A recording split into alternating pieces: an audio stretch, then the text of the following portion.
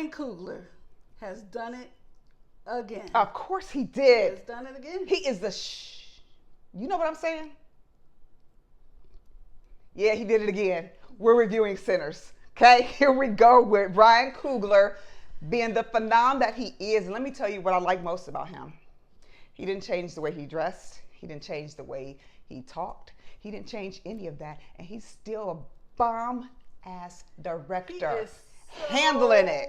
LA Woo! Whoa! That is never gonna change. Good, because he's Never. himself, and that's what I like. The I way love. he talks, yes, yeah. Love everything about him. Let's talk about this movie right now. It is literally on fire at the box office, and it's on fire everywhere. Every time I'm turning around somewhere, oh my God, Sinners! Oh my goodness! Everywhere, it's just popping off. So let's go ahead and get into Sinners here. All right, so Woo. it's rated R. Mm-hmm. It's rated R, folks. Rated R. Okay. Yeah. Yeah. Don't take your kids. Don't do that. There are sex scenes. Okay. That's all I'm gonna say. I took my dad, and there was it's a little uncomfortable. some conversations that were a little uncomfortable. Some things I was like. I hate that when you're sitting there with your mom or dad and something pops up on TV and you're just kind of like, I just kind of grab my phone and kind of do this until the scene goes off. I can't do that at the movie theater, but I do it at the house when something comes on. I'm like, I still don't want to talk about this at my age. So let me pretend like I didn't see it. I'm just going to grab my phone real quick. My mom or dad ain't going to say anything about it, so I'm not going to say anything either. Yeah, it's quite uncomfortable. That was not cool. I said Okay. 2 hours and 17 minutes. It stars Michael B. Jordan. Twice. Say it again. Say his name again, because he stars as himself twice. Michael B. Jordan. Okay, there we go. Delroy Lindo. We love Delroy Lindo. We remember him most from, what's the Spike Lee movie? The Little Girls, Troy. Crooklyn. Delroy Lindo has been in a ton of movies, but that's one of the movies you remember him from the most is Crooklyn. He was a father in Crooklyn. Haley Steinfeld. She was from oh my God. We've got just like this movie is so on fire. Our hairs are just like the spinning. singing movie. Lovecraft? No, You talking about Lovecraft? the singing movie. What singing movie? Where they sing a cappella. I have no I was idea. gonna say the name. I shouldn't even. Is it a group? I don't know. I have no idea what you're talking about. Pitch Perfect. Okay. She's in Pitch Perfect. Okay. Omar Benson Miller. Mm-hmm. Bo Chow, and the young man's name that's singing is, I believe, because you didn't write that down, Mike Canton or something. Mike like Canton? That. Mm-hmm. Okay. Now I remember Omar Benson Miller. He had a recurring role on CSI Miami. He's been in other stuff too, but he was good in that recurring role. Right. Yep. He And was the one young of man CSI. that's singing, this is his first movie. He sang background for her. He started at the age of 16. And when this script came out, she was like, I think you should go out for this. Okay. You should go out, and he got it. There you And go, now, boy. There you go. Up the ladder from there. Up the ladder. So let's tell them what Sinners is about, because All right. So trying to leave their troubled lives behind, twin brothers return to their hometown to start again, only to discover that an even greater evil is waiting to welcome them back. Now, let's get into the grit of it. So everybody knows it's in the trailers. Michael B. Jordan is doubling as his own twin. The boy got skills. The man, let me call him boy. Stack. The man got skills. I'm calling him a boy. The guy's 38 years old. He doesn't even look his age whatsoever. But he does this. He doubles his own role. That's not easy to do. No. You're literally shooting for two people. There's a lot. This is a family affair. Ryan Coogler's wife worked on this. Ludwig, I can't remember the man's last name. He's the composer. His wife also worked on it. She also is in music. He has friends that are twins, and they were consultants on this. So Michael How twins feel. Yeah, The Michael connection. could talk to them. He called them up like, hey, how would you guys handle this, or how do you feel about that? And what is it? There's some about dedication twins? done in this movie. A lot of Actors dedication. do You that. can see They it. go out and live what their role is going to be, so you can. That's called good acting. You got to do that if you're going to get good at some point. You got to feel it. Yep. Ryan Coogler both wrote and directed this film, stating that two of his biggest influences for the film were From Dusk Till Dawn, 1996, and The Faculty, 1998, both directed by Robert Rodriguez. I could totally see the From Dusk Till Dawn. He said that his dad's favorite movies are, I think he said Halloween and Yeah, and there was a comedy. But he's like, we always would watch like horror movies at home. We'd go to Blockbuster and rent horror movies and see who taps out first. Oh my gosh, so that sounds so fun. To make a horror movie, but he said that this movie is genre defining, and when he said that, I was like, it is genre defining. And I love that. Loved there's it. So much more. Like, you know, every time I see a movie, as soon as I leave, I call my son. I'm like, here's the movie. Did you see it? Well, he didn't see it yet because I see it before him. He's seen it today. Okay, because people are spoiling way too much, so okay. Right. No, I usually see movies on Thursday before they come out Friday. So, but Beat anyway, I call him and I tell him about it. And the way I was describing it to him, and I'll say it to y'all, is it's not just a vampire movie. You know how they show the vampires in the trailer? It takes a while to get to that point. Yeah, it did. They show the characters, and you get a little bit of background on the characters. They'll say development. They do development. And then you see the action. The action, you get to the horror part. But it takes a little while to work its way up to that. You're not just like, boom, vampires. Like most movies do. And then by them developing the characters like that, I felt closer to them. Yeah. And I felt there was more at stake when some of them got killed. Right. I was like, oh, I really liked him. Oh, dang, I liked her. I didn't think she was And like another person said on TV, they're like, I was watching it and I kept trying to see if I would ever be able to tell, you know, how you guys filmed it. Like if Michael B. Jordan messed up acting as twins. And I found myself doing the same thing, and he did not. Couldn't find a place where he did. Home, I'm like trying to research and see if I could see some kind of behind the scenes, and they never showed that part behind the scenes. Because I'm like, how did they do that? Like he's just so damn good. He is so good. I want to see it again. I got to see. Oh gosh, that's going in my collection. Come on, we know that's going in our DVD collection. No, he did great because I kept looking like I want to see if they used a body double, but I couldn't find a different. I kept watching for that too. And they were different twins. I mean, that's how good he did the role. They were totally different they were totally different personalities, weren't they? Some guy made a joke saying that, oh, Michael B. ain't slick. He slept with all of them women. Talk about the women that his brother, you know. And I'm like, that is kind of funny, but you couldn't tell. He didn't break character at any time. Yeah. And Haley Steinfeld said that she wanted to be in this because she felt like it kind of brought her closer to her roots, you know, because her mom's dad was half black and half white. So I mean, she's got a little bit, but it's in there. Yeah. So she was interested in it. And they really do make her look like, even at one part in the movie, this is tiny spoiler, but somebody was like, you're not all white, are you? Oh, yeah. Well, the black people usually can tell, but they pass because they can get away with it in these days anyways. Yeah. They would pass so they could get away with it. White people. She doesn't have that much black in her in real life, but, you know. No, it's a little bit, but for a while, what got me was her regional dialect when she started talking. She's good. Yeah, she's good. She's really good in this. And I was waiting for her to sing, too. So here's another spoiler. She don't sing like that in this movie, but I was waiting for that. It's juke joint music, but it's good. So we got some fun facts here. Another fun fact, well, a couple, really.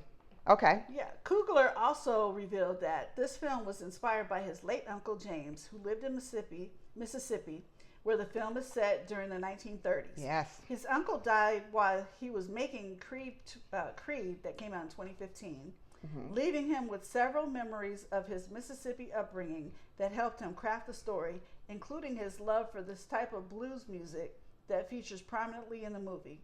He was for a long time the oldest man in our family, and he lived in close proximity to me, Coogler said. My family went to Richmond, including my Uncle James, and his house was close enough that I could walk to it as a kid. I spent a lot of times with him, man, and he would listen to blues music. That was his thing.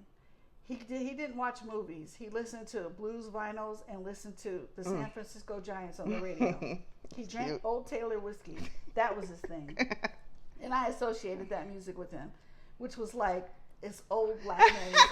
And sure enough, like I said, I saw it with my dad, and he was like, I love the music. And we were walking out, and I loved it. I love the music. The music was good. It fit the time, so they didn't stray. There was something in this movie that I didn't get, which I don't want to give it away because I think it would be a spoiler. But there's this particular part that I was wondering, what genre are we really filming in? That's all I'm going to say. You'll know the part that I'm talking about when you get there. Well, I'll say this too. We're talking about spoilers. I saw an interview with Ryan Coogler, and I appreciated this. He said that he didn't want us to give away too much of the movie. He's like, I had to do something. I had to put out a trailer. But I really didn't want to. I wanted to make it like the old times before internet and everything, where you just know a little bit about a movie, and then you have enough to make you want to go see it. Like short films do. Short films make you want to see a full development of a story. So kind of similar to that. Yeah. So he didn't want to give away too much, and he wanted people to go in and be surprised and just enjoy the movie. And not look at their phones and all of that. Didn't touch it. He did a great job with that.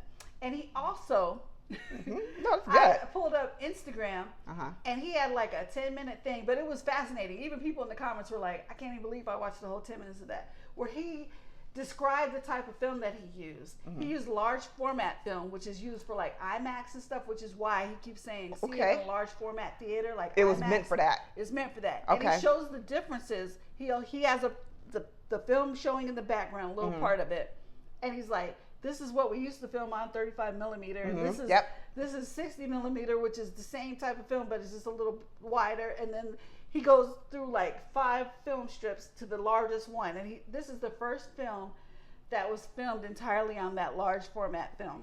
So this is the first for a lot of stuff on this film, because I was reading something in the nature of this is the first horror movie that got a rating. Some kind of rating, but it's the first. It's like they're looking at this as really fresh, and the first of a lot of things. For a minute there, it was 100% on Rotten Tomatoes. So it went down to, let's see, what did it go down to on Rotten Tomatoes? Not something like 97%. Yeah. So Rotten Tomatoes gave it 70. The tomato meter is giving it 98%. There we go. And the popcorn meter is giving it 97%. I think that's the closest we've ever seen. 61 million in its opening weekend. That's just opening weekend. A lot of people still haven't seen it yet. My son's girlfriend, she's seen it with him tonight. This is her 3rd time seeing it. So I'll do that when I get it at home. It's gonna be like the next Get Out, like not did you see it, but how many times did you see it? That was me with Hulk. I seen Hulk 3 times when it came out. Get Out, loved it, and Black Panther. That too. Those movies are worth seeing again. You know what I mean? The Revenant, Straight Outta Compton. There are some movies that you just want in your collection that we need. We need this movie in our collection. He did a really great job. The cinematography, I didn't even see it in a large format movie theater. Me either. Which now I feel like maybe I should go and see it. I saw it in the regular one, and I still got the full effects, and just was engrossed into the movie with the music and the music had you kind of jumping a little bit there for a minute. I'm like, and the fact that it was over 2 hours, I wasn't looking at my phone. I wasn't getting angsty like I do sometimes when movies are way too long with no kind of story plot. I wasn't angsty. I was into this movie, and I have to tell you, first of all, the movie didn't lack anything, so don't misunderstand what I'm about to tell you. I wanted more. I just wanted to see some more because it was so good. I'm like, oh my, I started thinking about 30 Days of Night and The Underworld. I'm like, this movie is right up there with those. They're not in my top 3 favorite vampire movies. And I freaking love 30 Days of Night, let me tell you. And I love Underworld. I have the whole collection. Wow. I think they're really great vampire, especially 30 Days of Night. If you haven't seen that, that movie is freaking excellent. But I kept thinking about all those movies. I was like, oh my gosh, this is so good. I can't wait to get this on DVD. I want to see more. Give me a part 2 or something, Ryan, because you didn't leave me out. I just loved it so much. Speaking of seeing more, there's an extra 6-minute scene. I think it was 6 minutes. About 1 minute into the credits, and then there's a small scene at the very end. So stay. Yeah, I mean it's if you missed the one at the end, it's okay. But there is a scene at the very end of the credits. I missed that one. Does it? Did it tell you like that? Did it give you a feeling that there may be a sequel? No, not an end credits. It didn't show that because I didn't see the end credits. There wasn't anything crazy. I'll tell you what it is. Okay. Yeah, tell me later. Yeah. Well, you guys make sure you stay afterwards. So how many clappers are you going with for this movie, for Sinners, that everybody has been anticipating for the longest, and it's pretty fresh? I'm going to give it 4.5. I'm going with you. I'm going with a strong 4. I think the directing was the number one on this, because it could have easily been done very plain and basic. I think he did a great job. He picked the right actors to do this. Michael B. Jordan gets props for playing himself. Double, honey, because that is woo. And that great character, you gotta. It may look easy when we're looking at the screen. It is not. It is not. Not if you're really damn good like them. And they partner. They partner up. They just make a great team. Do they not? This is their 5th movie that they made together. They belong together. Yep. I think that's obvious. You know how like they make hits. Yeah, exactly. You guys make hits, so keep on doing them. Yeah. Yep. We'll keep on going. Woo. Keep making movies like this. Yes, he has a fan. He's had a fan since I first found out who he was. I appreciate all the education behind it too. I just really do. I do. Yeah, a lot of research and stuff was done in it, and everybody did great on this film, and you should go see it now. You would not be mad if you spent full price for this movie whatsoever. Yeah. So it don't matter if you go in the daytime or in the nighttime. The movie is good. Like I said, I saw this with my dad, and there's a scene where they're picking cotton. Oh yeah. And my dad actually used to pick cotton as a kid. He had to. Was it a had to thing, or was it just helping out the family? It was because like they had to do. Helping out the family. Yes. And it's funny because I can drive. We're in Arizona. We've told you that many times. There's a couple places on a particular side of town where they grow cotton, and then they mill it out when it has to be. Then it grows back. And one day I stopped because I said, I just want to see how. I wanted to see how it felt. And some people were split on that when I told them. Some people were like, why would you want to do that? Why would you do that? Our ancestors, I was like, it wasn't that. I wanted to see what they felt. That's all. I just wanted to see. Ancestors is my dad. See? My dad and my that close. Aunts and uncle and my grandparents. Not even that far, that far away. That's what's crazy. Yeah. And I just want to see how it felt. And I see why their skin was all prickled and bleeding. Yeah. Yeah, and I barely touched the thing. Because I didn't want to take a piece and somebody come running around the corner like, you're still in our cotton. Something silly. But I think about that stuff when I pulled over. Yeah. It wasn't fun. My fingers didn't feel good, and I only picked one piece. Right. So tell your dad, man, woo, that's some stuff to deal with, and I'm starting to get kind of... Yeah, he was talking about that after the movie a little bit, too. See, that's great to be able to talk to your dad about that kind of stuff. Yeah. We need to talk to your elders. Ancestors all the time. Ancestors. I ain't that old. It's my dad. Wow. And that's not even that long ago. That's the thing. It's kind of crazy when you think about it. That, yeah. Yeah, it was not that long ago. All you people, such and such is in the past. No, not too far. There's still people alive that went through a lot of that stuff. We can talk to our grandmas and stuff right now. Make sure you talk to your elders, regardless of what your culture is. Talk to your elders. Listen to the stories that they tell you, because we obviously can't depend on history books. I think that's been proven. We need, in there, with history trying to be washed out in certain places, you need to talk to your ancestors and know what was real, what really happened. Right. Don't lose those stories, because they are rich and they are so very important for our culture. They are. So we want to tell you, I think we're on the same bucket here. Go see the movie right now. Go see it. Don't wait, because right now you're probably seeing spoilers coming up on social media, people being jerks. Yep. Just go see it. Don't read the spoilers. And if you live near like an IMAX or a large format screen, like a Cine 1 or Cine XL, if you go to Harkins, try to see it on that if you can afford to. Oh, we do have a Cine 1 somewhere off of Mill Avenue, I think, is where one of our I have it at my theater. Oh, do you? Okay. Yeah, okay. I saw it in regular digital. Okay. So as you know, we're going to save a penny, but I we're going to be watching this movie again, and we highly recommend you go see it like now, because it's the hottest thing right now at the box office. So go check it out. And then Accountant 2 is coming out. Back to back. Yep, Accountant 2 comes out next week. So you have two movies you got to go see. This Friday. Well, we want to thank you very, very much for tuning in to our review of Sinners. That movie is fire right now. It's on fire. Go see it. Jules and I, don't forget that we are on Cash App. You'll see our handle somewhere right around it here.